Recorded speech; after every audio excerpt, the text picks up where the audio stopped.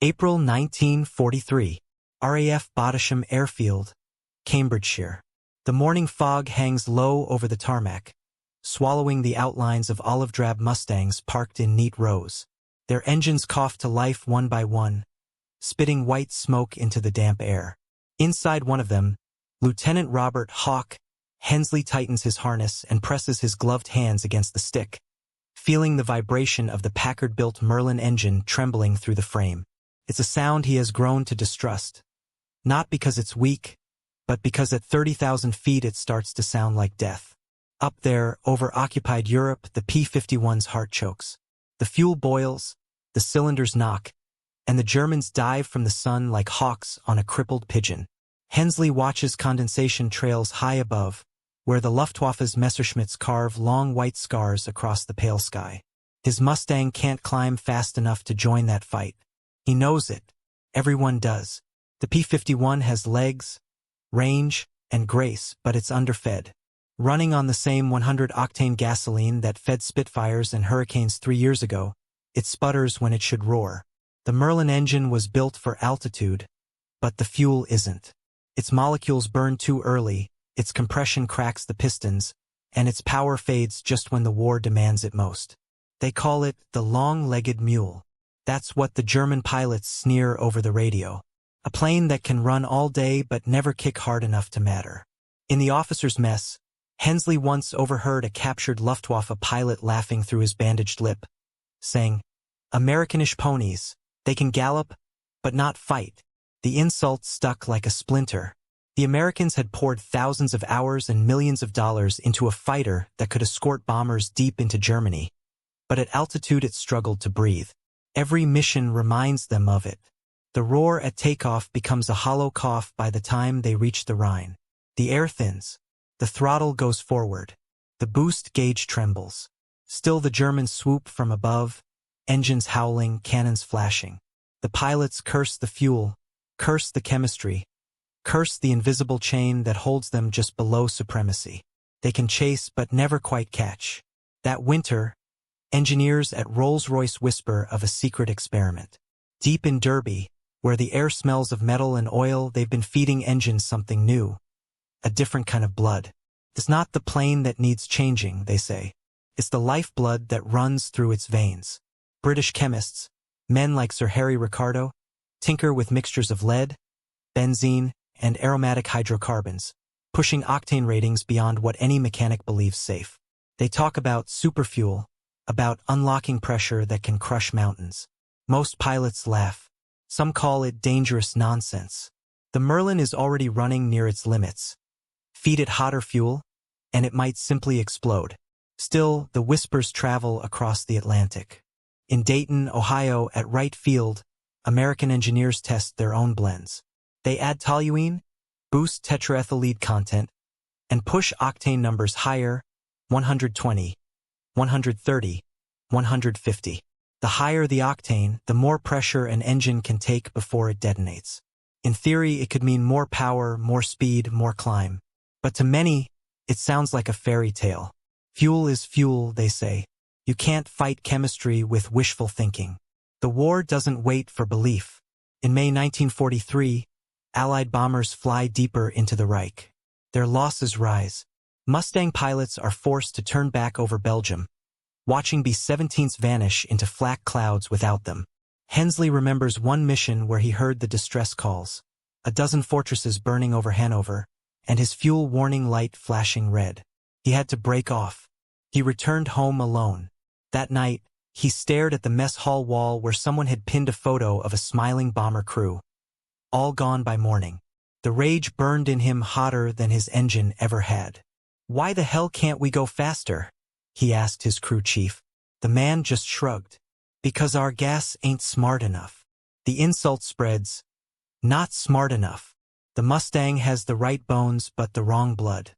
Commanders in Washington and London know it, but fixing it seems impossible.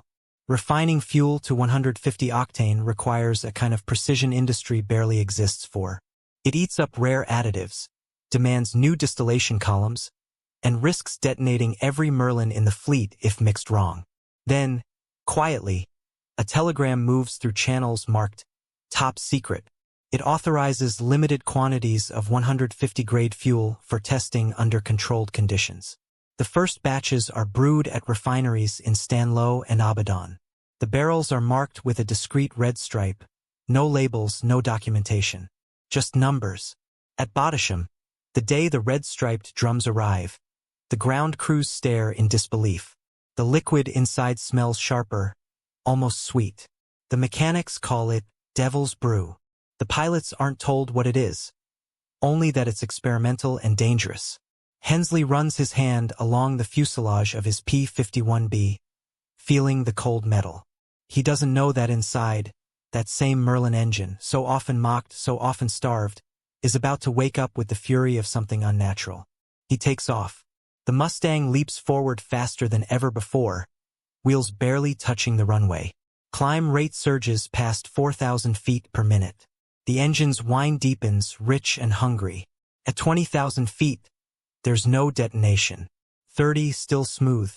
He pushes the throttle forward, the airspeed needle climbing. 400, 420, 450. At 490 miles per hour, the controls stiffen, the wings tremble, and for the first time he feels something he's never felt before. The sensation of catching up. Back on the ground, the mechanics check the plugs. No burn marks. No knock. The numbers don't lie. A 50-mile-per-hour gain from nothing but chemistry. The news spreads through the 8th Air Force like wildfire. Pilots whisper in the mess. Did you hear? Hensley's bird hit 490. The skeptics call it impossible, a barometer error, a tailwind illusion. But test after test confirms it. The P-51, fed the new blood, can now outrun everything the Luftwaffe can throw at it. And yet, for now, no one outside a handful of engineers and commanders knows what changed. Official reports refer to it only as boost allowance increase. The secret is guarded tighter than radar codes. Even the pilots are ordered not to discuss it. Hensley writes in his flight log that night, "Feels like the plane woke up. Germany has no idea. They think the Allies have built a new Mustang. They scramble to analyze wreckage from downed aircraft, measuring propellers, wings, weight. But they never think to test the fuel in its tanks." The Luftwaffe reports back to Berlin. No major modification, possibly lighter frame. They don't understand that what's burning inside those engines is something entirely new, something that bends the limits of combustion itself.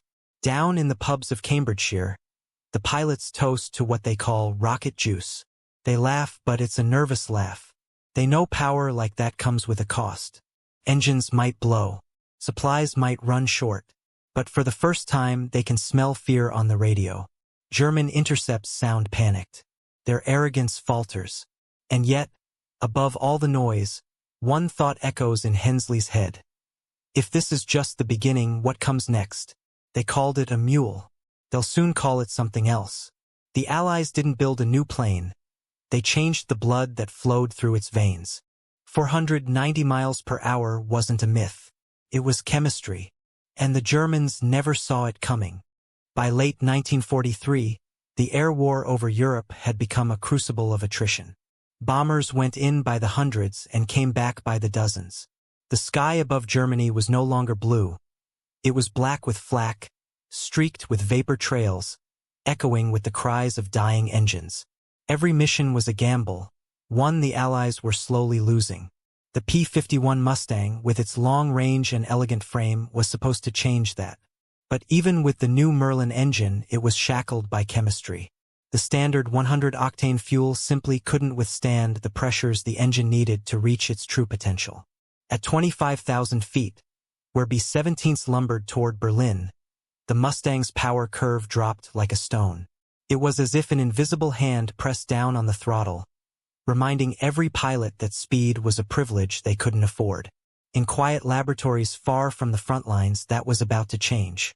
The turning point didn't come from generals or aces. It came from chemists, metallurgists, and men who smelled more of benzene than gunpowder. At the Rolls-Royce facility in Derby, Sir Harry Ricardo's research team had already been studying detonation resistance for years. They knew the physics.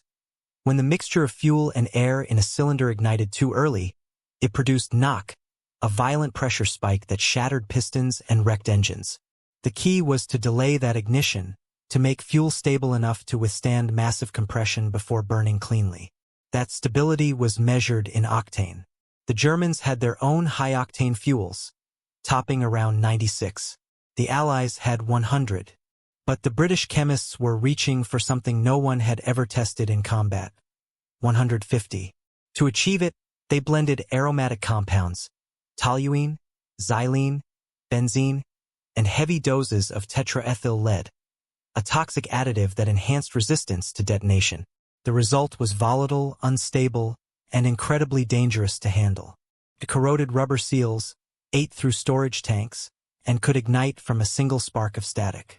Across the Atlantic at Sun Oil Company's Marcus Hook refinery in Pennsylvania, American engineers picked up the same trail. Sunoco, Esso, and Anglo-Iranian oil refineries began running secret distillation batches, producing drums of experimental fuel with handwritten labels. 15150 grade aviation gasoline. There was no guarantee it would work. Early test runs blew engines apart in seconds. Pistons cracked. Spark plugs fused. Exhaust temperatures shot into the red. The pilots who volunteered for these tests were told nothing more than, "Don't push it too long," but some did. In December 1943, a Mustang fitted with the new blend roared down a frozen runway at Wright Field. The test pilot, Captain Ben Kelsey, was cautious at first, climbing steady, listening for knock, watching the boost gauge rise. 25 inches. 30. 35. Then 45. At 48 inches of manifold pressure, the engine should have detonated. Instead, it purred.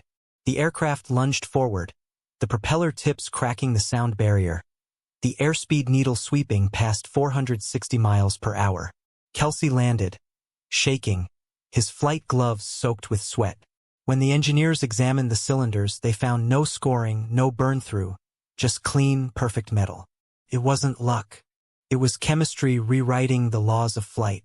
Back in England, the RAF's Air Fighting Development Unit received limited shipments of the new fuel for controlled field trials. The barrels were painted with red diagonal stripes and stored in guarded sheds. Mechanics were ordered not to smoke within 50 feet.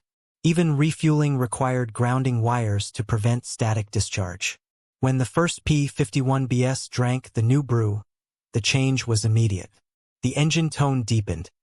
A throaty, confident growl that pilots said sounded heavier.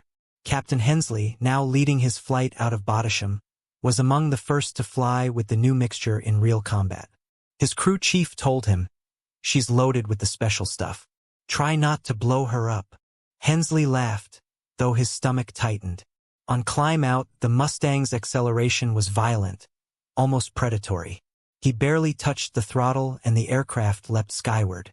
The numbers on his altimeter blurred upward, 10,000, 2025, without the usual strain. The power didn't sag. It built. By the time he reached 30,000 feet, he realized something that made him grin inside his oxygen mask. The Germans wouldn't be looking down on them anymore. But the experiments weren't without cost. Several engines exploded during test flights. One Mustang burst into flames midair when an overzealous pilot pushed 25 pounds of boost pressure. The wreckage was buried under a blanket of snow, its pilot never found. The engineers adjusted the mixture, refined the valves, replaced gaskets, and tried again. The process was brutal, methodical, relentless, the kind of progress that only war demands. As January 1944 dawned, the first squadrons of the 8th Air Force began receiving the fuel in secret allocations. It wasn't officially acknowledged. Reports called it improved performance fuel. The logistics officers kept it hidden under coded requisition numbers. Only the commanding officers and flight leaders were briefed on its effects. Every gallon was guarded like gold. The difference it made was staggering. A Mustang with 150-octane fuel could now maintain 67 inches of manifold pressure, nearly double what the engine had been rated for. At that boost, the plane's top speed jumped from 437 miles per hour to almost 490. The climb rate improved by nearly a third.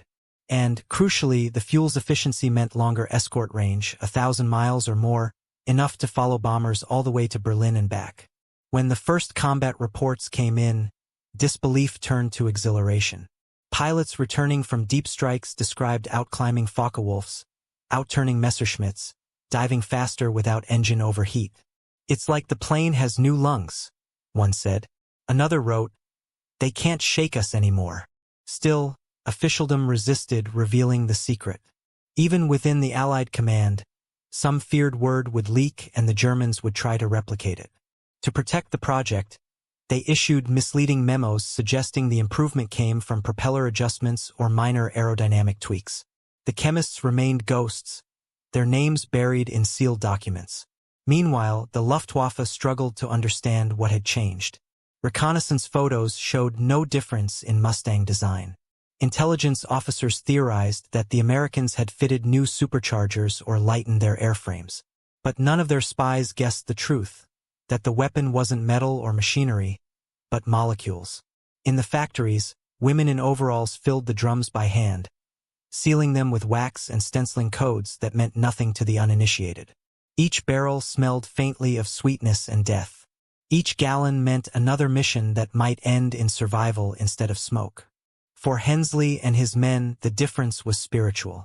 The first time they escorted B-17s all the way to Leipzig and back without losing a single bomber, the squadron celebrated like madmen. In the mess hall that night, Hensley raised his cup of lukewarm coffee and said, "Here's to the boys in the labs, whoever the hell they are." No one cheered louder than the mechanics who had been scraping oil off spark plugs for a year. Yet the cost still lingered. Engines running on 150 octane needed constant maintenance. The increased power strained bearings, cracked blocks, and demanded a level of precision the field depots could barely keep up with. Supply ships bringing the fuel across the Atlantic were constant targets for U-boats. Every explosion at sea meant one less squadron could fly at full strength. The pilots knew the gift was temporary, fragile. But in war, even a brief advantage could rewrite destiny. By February, Hensley had logged 25 sorties on the new blend. He'd seen German formations break apart for the first time. He'd chased down FW-190s that once danced above him. The hunters had become the hunted. But deep inside, he wondered how long the magic would last. Every miracle had its cost. Every advantage had its ceiling. One evening, he stood by his Mustang, the setting sun glinting off the canopy. His crew chief handed him a fuel sample, clear, golden, faintly luminous. "You think this stuff'll win the war?" the man asked. Hensley rolled the vial in his hand, watching the light dance through it. "Maybe," he said, "or maybe it'll just let us get there alive." That night, as the engines cooled and the hangars fell silent, the chemists back in Derby sent another coded message to London. Stability achieved at 25 pounds boost. Performance exceeds expectations. But no one could predict how fast the tide was about to turn, or how the sky itself was about to change color. February 1944. Dawn breaks over East Anglia, painting the cloud deck in streaks of amber and steel. The ground crews move through the frost like ghosts, pushing fuel carts toward rows of waiting Mustangs. The drums bear that familiar red diagonal stripe, the mark of the secret that only a handful of men truly understand. The pilots call it the demon's drink. Mechanics call it 150 grade. Historians will one day call it the moment the balance of air power shifted forever. But on that morning, it's just fuel poured, filtered, and fed into machines that have been reborn. Lieutenant Robert Hensley stands by his aircraft, the metal skin shimmering with a thin coat of ice. His Mustang, codenamed Sweet Lorraine, looks the same as always. But he knows better. Under the cowling, the Packard Merlin 66 waits like a caged animal. When fed its new blood, it doesn't growl, it screams. The last few missions had proven it beyond doubt. The plane could now climb like a hawk and dive like a meteor. It was no longer prey. It was predator. As he straps in, the air is filled with the staccato bark of engines firing one after another. Ground controllers shout through the static. Propellers slice the mist. A column of Mustangs rolls down the runway, wheels lifting in perfect rhythm. Above them, the contrails of B-17s already stretch east, long silver scars across the cold morning sky. Their target, the ball-bearing factories of Leipzig. Their escort, the P-51s of the 357th Fighter Group, running on 150 octane for the first time in a major offensive.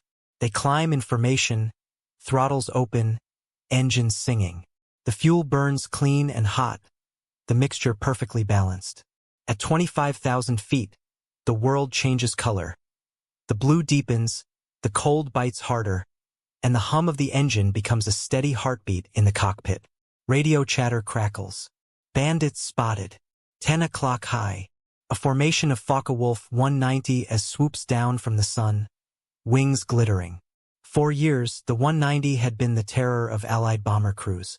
Fast, rugged, and deadly in a dive. But not today. Hensley pushes his throttle forward until the manifold gauge trembles near 70 inches. The plane lunges forward, acceleration pressing him back into the seat. His Mustang climbs like it's been shot from a cannon. The 190s overshoot. Hensley rolls inverted, cuts throttle, and drops behind them. His guns flash once, twice. The first German plane bursts into flame. The second breaks away trailing smoke. He doesn't realize it yet, but that moment, a simple climb, a perfect burst, marks the turning of the tide. For the first time in the entire air war, the Allies have a fighter that can not only escort their bombers but dominate every engagement. Speed, altitude, maneuverability, the triangle is complete. The Luftwaffe, once master of the European sky, suddenly finds itself outflown, outgunned, and outnumbered. The reports flood in within days. Over Brunswick, Mustangs slash through interception formations with impunity. Over Frankfurt, German pilots complain that the American fighters climb like devils and dive faster than bullets. On February 20th, during the first day of Big Week, the Americans send over 1,000 bombers deep into Germany, escorted every mile by the new P-51s. The Luftwaffe throws everything they have, Me-109GS, FW-190 as even experimental Me-410s, but the outcome is catastrophic. In 5 days, they lose nearly 400 fighters and hundreds of experienced pilots. The Allies lose less than a tenth of that number.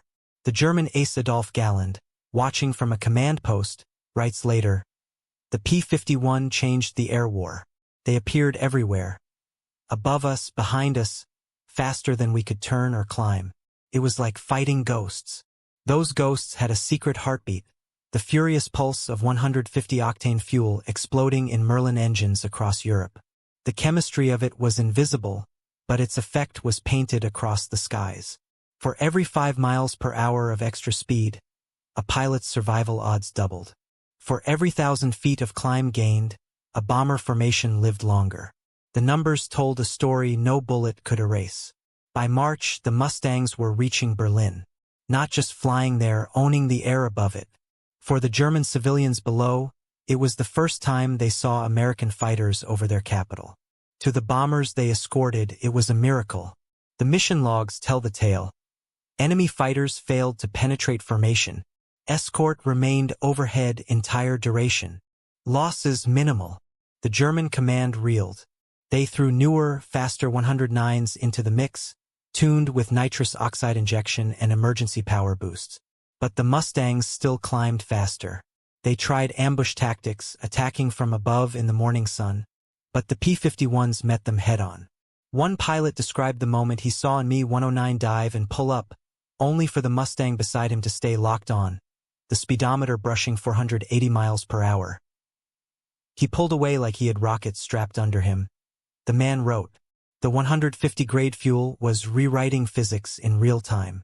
At that altitude, air was thin, engines gasped for oxygen, and most fuels pre-ignited under pressure.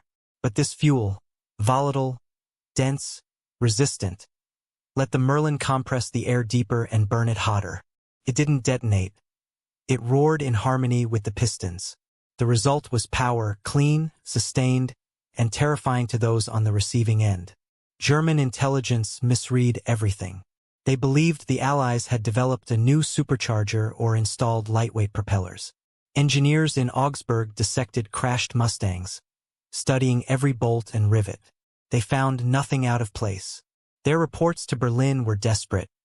No structural difference detected. Possible alloy substitution. They never tested the fuel. The secret sat unnoticed in the tanks. Clear, sweet-smelling, and utterly revolutionary. By April, the skies over Europe had changed completely. The 8th Air Force, once bleeding pilots, now flew with confidence. Mustangs escorted bombers from takeoff in England to targets deep in Czechoslovakia and back. The Luftwaffe's veteran squadrons dwindled. Fuel shortages and training losses compounded the disaster. When General Galland met with Hermann Göring, he reportedly said, "When I see Mustangs over Berlin, I know the war is lost." Göring didn't reply. He just stared at the map, his hands trembling. Hensley flew through it all. Mission after mission. His Mustang came home streaked with oil and smoke, but alive. The men he once saw vanish into flak clouds now returned smiling. 490 miles per hour, the crew chiefs whispered. That's faster than any man should go in a propeller plane. The mechanics began treating the 150-octane barrels like holy relics. They locked them behind fences, guarded them through the night. One spill could ignite half the base. But to the pilots it was worth every risk. They believed, half-jokingly, that the stuff had souls in it, the spirits of all those lost bomber crews finally getting their revenge. The statistics by summer told the truth in cold numbers. In the first 6 months of 1944, Allied air superiority over Western Europe jumped from 60% to nearly 95%. Luftwaffe kill ratios inverted. German fighters now fell at twice the rate of American ones. The term Mustang territory entered military slang, meaning any sky the enemy feared to enter. There were moments of awe too, almost reverent silence amid the chaos. One overcast afternoon, Hensley found himself above the clouds, alone, his wingmen scattered.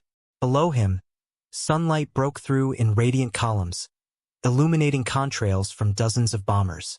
The air shimmered with vapor and steel. He throttled back and just watched, hearing the hum of the engine steady and smooth. He realized the war had changed, not through courage or luck, but through the invisible work of minds that most soldiers would never know. Later that day, he wrote in his logbook, "They mocked us once, said we had long legs but no teeth. Now they call us the sky's demons. Maybe they're right." On the ground in Germany, young Luftwaffe recruits stared upward as silver specks crossed the heavens. Faster, higher, untouchable. The myth of invincibility that once wrapped around their air force was gone, torn apart by chemistry, determination, and the furious song of a V-12 engine burning liquid fire. The tide had turned completely. The Predator had found its wings. The sky itself now belonged to the P-51. And somewhere, in the silence after another mission's roar faded, men like Hensley began to wonder what the price of supremacy would be when the smoke finally cleared. February 1944. Dawn rose gray and hard over the English fields. The air so cold the frost crackled beneath the boots of ground crews rolling barrels of that new red-striped fuel. They moved in silence. Everyone sensed the moment was different. To outsiders it was just gasoline, but to the men who had flown through flak and failure it felt like a kind of vengeance in liquid form. The mechanics called it 150 grade. The pilots, half laughing, half afraid, called it demon's blood. Lieutenant Robert Hensley's Mustang waited at the end of the line. The silver skin rhymed with ice, the Packard-built Merlin inside ticking faintly as the heater trucks coughed exhaust into the dawn. When it came alive, it no longer whined, it howled. The first time he'd opened the throttle with this fuel, the aircraft had almost torn the sky in half. Now the order came again: escort bombers to Leipzig. It would be the first major strike flown entirely on 150 octane. No one knew they were about to change the war. Engines cracked through the morning stillness, one after another. A wave of sound rolled across the base like thunder.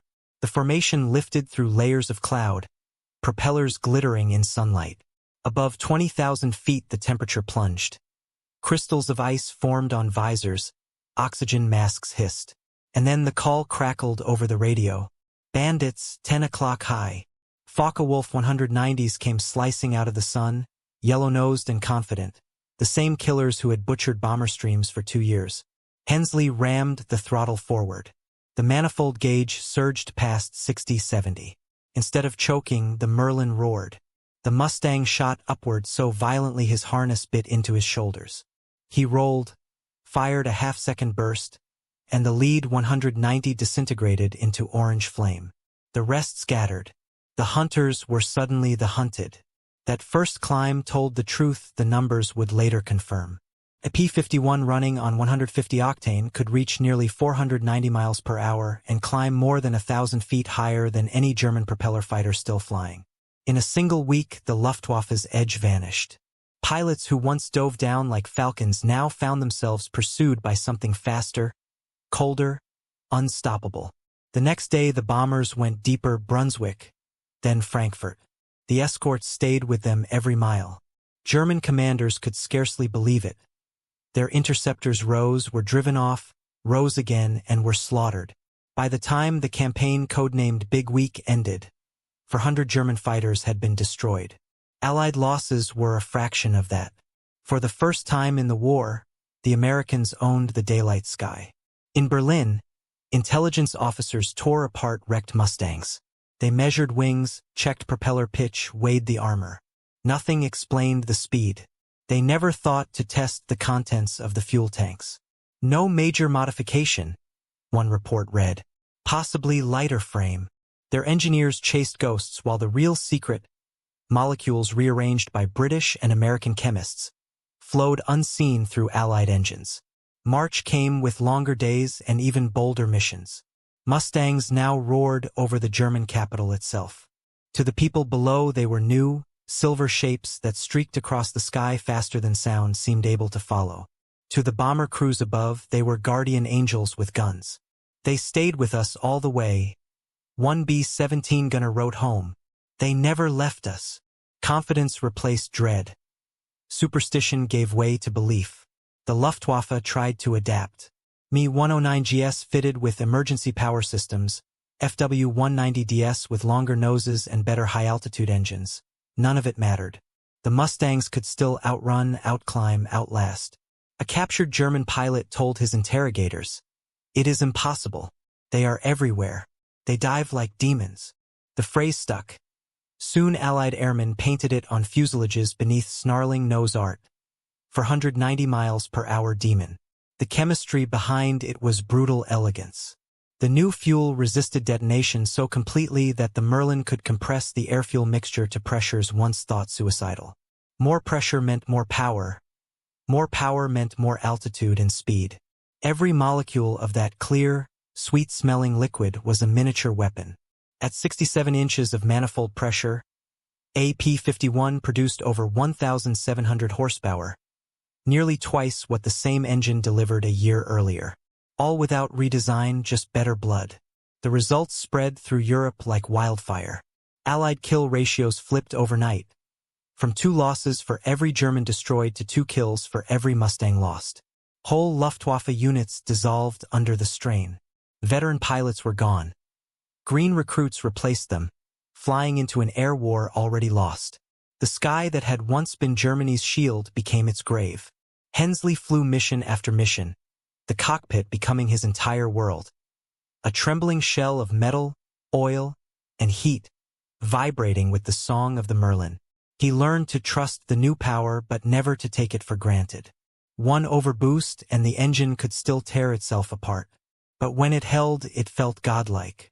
In a dive he watched the altimeter spin, the ground rushing up at nearly 500 miles an hour. He pulled out just above the treetops, the air screaming across the wings, and for a moment he thought he heard laughter in his headset. His own, wild and unbelieving. By April, the transformation was complete. Mustang territory became shorthand for any sky west of the Oder River. Göring himself, standing on the balcony of the Reich Air Ministry, looked up one afternoon and saw contrails. Straight, steady, high above Berlin. He turned to an aide and muttered, "If they are flying here, we have lost the war." Below those trails, the last formations of Me-109s tried to climb and failed. The air belonged to the P-51s. For the men who fought inside those cockpits, domination carried its own kind of awe. After one mission, Hensley throttled back to idle and let the plane drift over a sea of white cloud. The world was silent except for the soft ticking of cooling metal. Beneath the clouds the cities burned. Above them, the sun turned the contrails into silver ribbons. He thought of the chemists in Derby and Pennsylvania, men who would never see this view, and whispered, "You did it." That evening, back at Badisham, mechanics cleaned his machine while he walked the line of returning aircraft.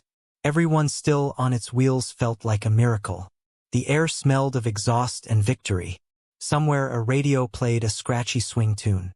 Hensley closed his eyes and remembered the early days when the Germans had laughed at their long-legged mules. No one was laughing now. Statistics followed where emotions led. In 6 months, Allied air superiority over Western Europe climbed from barely half to almost total. The Mustang, once doubted, had become legend. The 150-octane revolution had turned chemistry into strategy, strategy into salvation. And though the pilots never spoke of it in grand terms, they felt it every time they touched the throttle. The invisible power of minds and molecules working together across oceans. As spring bled into summer, Hensley looked eastward one last time, contrails fading in the sunset. The war wasn't over, but the outcome was written in the sky. The fuel barrels still gleamed behind the fences, guarded like treasure, each one a promise of return flights home. In his logbook that night he wrote a single line: "The air belongs to us now." He wasn't boasting. He was recording the truth, the moment Germany's hunters became the hunted, and the sound of a Merlin burning 150-grade gasoline became the anthem of victory. May 1945. The war was ending. Across England, the once busy airfield stood quiet except for the soft ticking of cooling engines and the distant rumble of trucks hauling away the last of the munitions. Rows of Mustangs sat under gray skies, their noses streaked with oil and soot, their names fading under layers of dust. Sweet Lorraine was among them, her wings still scarred from shrapnel, her fuselage patched with dull aluminum plates. Lieutenant Robert Hensley ran his hand along the cold metal, listening to the silence that had replaced the thunder. The war that once roared across the skies had gone still, and for the first time in years, no one was watching the horizon for black dots. He looked down at a small dent near the exhaust, a dent made by a German shell that never exploded. The irony wasn't lost on him. The same luck that kept that shell from detonating had kept him alive through 27 missions. But deep down he knew it wasn't just luck. It was fuel, chemistry, science turned into salvation. The 150-octane brew that had once been a rumor, a secret whispered in hangars, had become the bloodstream of victory. It had turned underdogs into predators and given wings to the promise that freedom could fly faster than fear. When the Germans finally surrendered, the Luftwaffe was a shadow of its former self. The skies that had once belonged to them now belonged to the Mustangs. Pilots who had once fought desperate battles for altitude found themselves flying mercy missions, escorting surrendering aircraft, photographing bombed cities, ferrying supplies. The men who had danced with death now floated through skies that felt strangely gentle. Yet beneath that calm, a quiet melancholy lingered. The war had given them purpose. Peace left them wondering what came next. In one of the hangars at Badisham, crates of unused 150-grade fuel stood in rows, sealed and forgotten. The chemists who created it had already moved on, their wartime secrecy lifted, their formulas shared with allies. Some of them were now working on new projects, early jet fuels, high-compression automotive blends, even experimental rockets.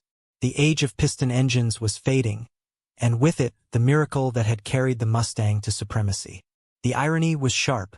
The very chemistry that had made the P-51 the fastest piston fighter in history was now obsolete. Jet engines didn't need high-octane gasoline. They needed kerosene and heat, not compression and patience. What had once been alchemy became a footnote. But in those few years, it had changed everything. Hensley sat on the wing of his Mustang one evening, watching the sun melt into the horizon. The sky above was peaceful, streaked with soft contrails from training flights. He thought about all the men he'd known, the ones who never came back, the ones whose names were carved on the memorial wall by the hangar. Each of them had been part of the transformation, Men who learned that victory wasn't always born from bigger guns, but from smarter thinking. He remembered the early days, the humiliation, the laughter, the German taunts about their long-legged mules. Back then, every dogfight felt like an uphill climb. The Luftwaffe ruled the air, and the Americans were the newcomers, still learning, still bleeding. But when the first Mustangs ran on 150 octane, everything changed. Suddenly, the underdog became the ghost that haunted the sky. The Germans couldn't understand it. How could the same airplane suddenly fly 50 miles per hour faster? How could it climb higher, turn tighter, dive harder? The answer was invisible. It wasn't armor or wings or guns, it was molecules. That invisible edge, that secret weapon, was the true legacy of the Mustang. The chemists who mixed those volatile cocktails had no medals, no parades, no songs. Yet their work had done what armies couldn't. It tipped the balance of power with nothing more than fuel. In a war fought with machines, it was still the mind of man that made the difference. As news of Germany's surrender spread, Hensley took one last flight. The orders were simple: a reconnaissance sweep over northern France. But for him, it was farewell. The Mustang lifted smoothly, her Merlin engine humming like it always had, steady and alive. He climbed through thin clouds until the world below became a soft watercolor. Rivers like veins of silver, fields like patches of green. He leveled off at 30,000 feet, throttled back, and just listened. No gunfire, no radio chatter, only the steady rhythm of a machine that had carried him through chaos and back.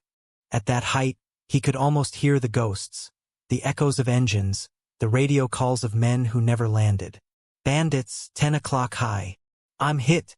I'm bailing out. Tell them we made it. The sky remembered them all. He tilted his wings in salute, knowing that the age of the propeller was ending. Soon the jets would come, sleek, shrill, and cold. The old warhorses would be grounded, sold for scrap, or sent to museums. But in that brief moment above the clouds, the Mustang was still king. Back on the ground, he shut down the engine for the last time. The propeller slowed, clicked once, and stopped. The silence that followed felt heavier than any battle he'd fought. He removed his gloves and touched the cowling, still warm. "You did your job, girl," he whispered. Months later, as Europe rebuilt, the story of the 150-octane fuel remained classified. Official reports mentioned engine performance improvements. Nothing more. The true details only emerged years later, when historians pieced together the fragments: memos from Rolls-Royce, refinery ledgers from Sun Oil, technical notes from Sir Harry Ricardo's lab. What they found was astonishing. At its peak, the Allies had produced over 200 million gallons of 150-grade fuel, enough to power every P-51 Mustang in Europe to Berlin and back twice. That invisible river of chemistry had flowed across the Atlantic, fueling victory one barrel at a time. But even victory carried a cost. The relentless demand for tetraethyl lead and aromatic hydrocarbons poisoned workers, corroded machinery, and scarred the environment in ways no one yet understood. The same brilliance that had saved lives also sowed invisible harm. It was a reminder that progress, no matter how noble, always came with a shadow. As the years passed, the Mustangs were retired, sold, or scrapped. Yet their legend only grew. Air shows, documentaries, and museum exhibits called them the Angels of Berlin, the long-range miracle, the war-winning wings. Few remembered the barrels with red stripes, or the chemists in white coats who had made it all possible. But for those who did, the engineers, the ground crews, the veterans, the story was clear. The true power of the Mustang wasn't in its metal. It was in its mind. Hensley returned home to Kansas in late 1945. He traded his flight suit for civilian clothes, but every time he heard the distant rumble of an engine, he'd glance skyward. In his barn, he kept a small glass bottle filled with a few ounces of amber liquid, 150-grade fuel, siphoned from his last mission. He kept it sealed not as a trophy, but as a memory. A reminder that sometimes the smallest things, unseen, uncelebrated, can change the course of history. One evening, years later, he told his grandson, "They laughed at us once, said our planes were too slow, our engines too weak. But all we needed was the right kind of fire. He smiled as he said it, looking out at the setting sun. Its glow reflected in the glass bottle like liquid flame. They once called the Mustang a mule, but it turned out to be a thoroughbred, the fastest warhorse the world had ever seen. And as the sky darkened, Hensley whispered the thought that had haunted and inspired every man who'd flown through that era. In every age, there's something they laugh at before it changes everything. The question is, what's our next 150-octane fuel?